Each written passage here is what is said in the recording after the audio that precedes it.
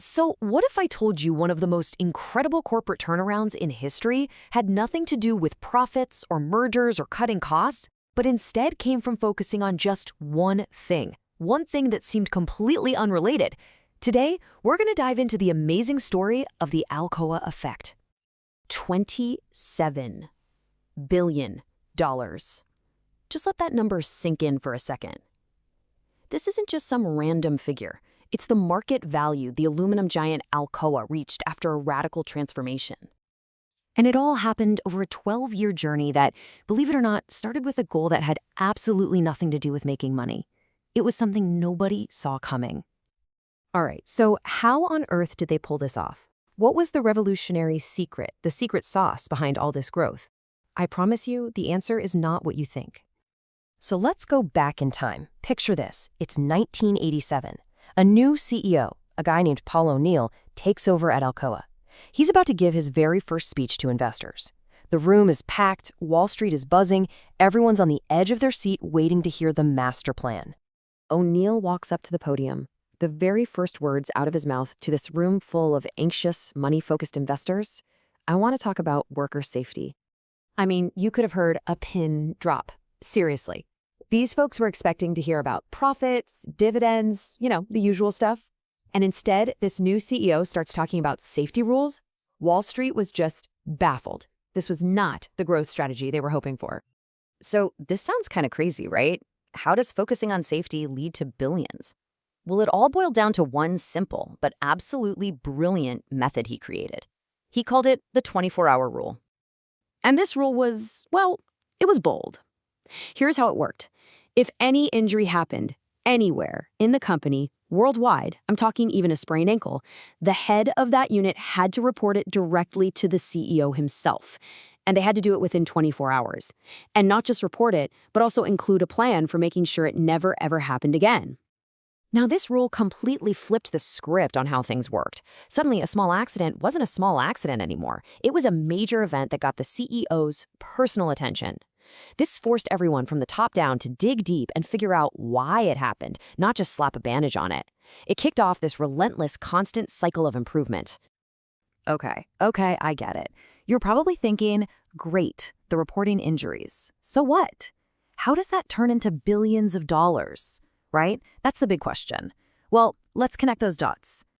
Here's the genius of it. For O'Neill, an accident wasn't just bad luck. It was a big, flashing red light. A signal that something, somewhere in the system, was broken. Maybe a process was bad. Maybe a machine wasn't working right. Maybe people just weren't talking to each other. Every single accident was like a clue, pointing directly to a problem they could fix. And this started an amazing chain reaction, a cascade effect. To get that report to the CEO in 24 hours, managers had to actually talk to the workers on the floor. That gave the workers a voice. To prevent accidents, they have to figure out the single best, most efficient way to do every job. All of a sudden, communication got better, processes got smarter. The whole company started changing from the bottom up.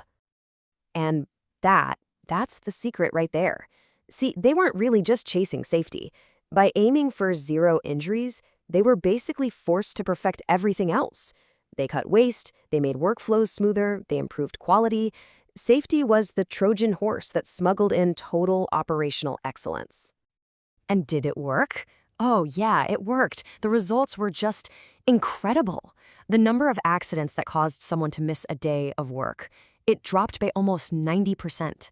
Alcoa went from being just another industrial company to one of the safest places to work in the entire world.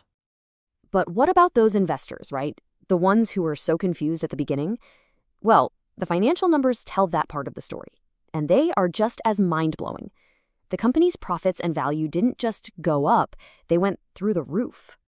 Get this, their annual profit, it multiplied by 7.5 times. Why? Because the company was just better, more efficient, higher quality, more productive. It became a well-oiled machine. And the total value of the company for shareholders, it grew by 9 times. 9 billions and billions of dollars in new wealth. And it all goes back to that one simple promise: keeping people safe. So what's the big takeaway here? What can we all learn from this amazing story? Because believe me, the lesson here isn't just for big CEOs. It applies to, well, pretty much everything. What O'Neill stumbled upon is something called a Keystone Habit. It's a fantastic idea. It's that one core habit that when you change it, starts a chain reaction and transforms everything else around it. It's like the first domino that knocks over all the others. And really, this is the heart of it all. For O'Neill, profit was never the main goal. It was the result, the byproduct. He proved that if you focus on doing things the right way, on perfecting your process, and on truly valuing your people, success, including all that money, will just naturally follow. So that leaves us with one last question to think about. If one keystone habit, safety, could completely transform a multi-billion-dollar corporation, what's your keystone habit? What's the one thing you could focus on that would start a chain reaction and transform your work, your team, or maybe even your whole life?